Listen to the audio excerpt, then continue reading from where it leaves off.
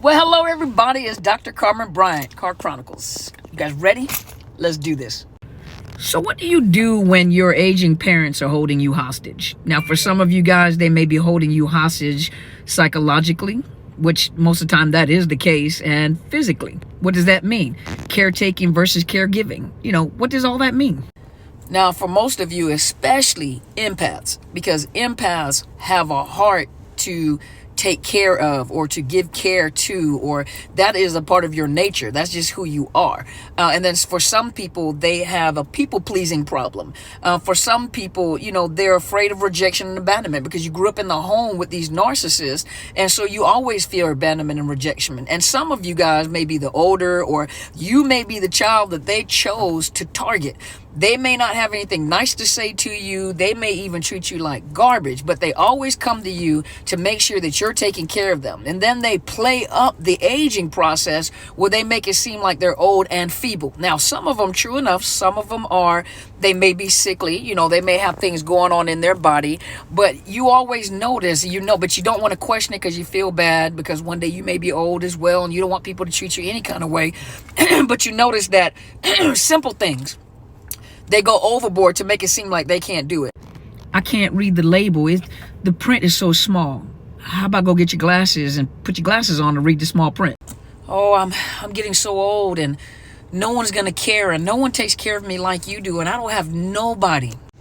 Maybe because of the fact that you're ugly, you got a nasty demeanor. Nobody wants to be around you because you're not a friendly person and haven't been since you were young. So now that you're older, you're realizing, or they're realizing, I don't have anybody. It's not really that they realize they don't have anybody. They're just using that as an emotional ploy or a manipulative tactic to keep you in place.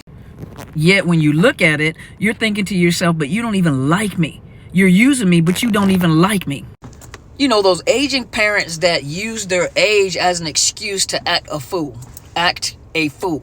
Simple things like disrespectful. Just respect goes both ways. Even me as a parent of adult kids, I understand respect goes both ways. They're adults. But a narcissist parent doesn't. So they'll interrupt you while you are having a conversation. You could be talking on the telephone. They'll just start a conversation. You're looking at them like I'm on the phone, but I'm your mother. I'm your father. You could be having a conversation with someone in the room. You're engaged in a conversation. They'll step right in between you and start having a conversation.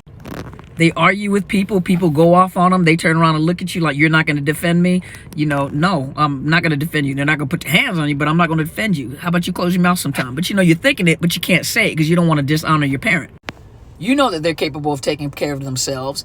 But however, go to part 2. Dr. Carmen Bryant. So we're talking about when narcissist parents hold you hostage. This is part 2. You ready? So as I was saying in the first video, when that narcissist parent, you're looking at them and they play sick and helpless when they get out in public and, oh my Lord, I can't do this. But then when you get them back home, everything is fine. I don't need your help. But you're showing out, you're wanting attention. But when you're trying to help them, I don't need your help. I don't need anything until they decide that they need something from you. And they always get you at an inopportune time. I think that was the right word. They get you at a time when you're busy or doing something because they need to interrupt it. And then they're going to take it to level 20.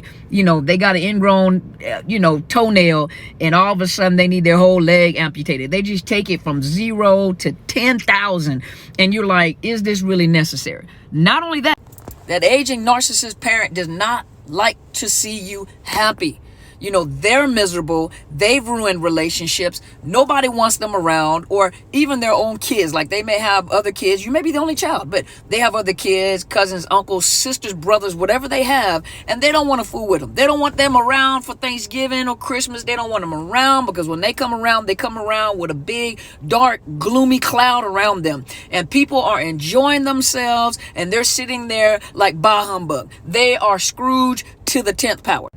And they hate to see you happy. So if you plan something with your family, if you plan something and you smiling and you happy, they're always going to be, that must be nice. Must be nice to have a family. Must be nice, to have a home. It must be nice to have friends. It must be nice to have money and be able to do stuff like that. It just must be nice. It just must be nice. And you're thinking like, I want to fight my parent, but you can't because you still respect them and you still have to honor them. But every time they come around, they make you feel guilty for enjoying life. They make you feel guilty for being happy. So then you have come up with a way of making sure you don't express your happiness when you're around them. You want to make sure you downplay everything, so you have to remember, oh, I'm not that happy. I'm not as happy as you think I am. And you're living a double life because you really are happy. You're just miserable going over there, but you feel obligated because a parent makes you feel obligated because I'm the only parent that you have, or you only have one mother or one father, so how can you treat me like that? Then you get the flying monkeys involved, which could be your brothers and sisters, aunties and uncles that call you up and say, oh my God, why haven't you checked on your mother or father?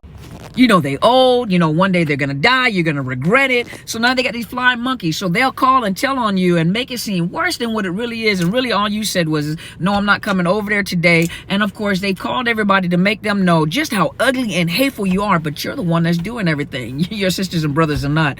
That's that aging narcissist parent.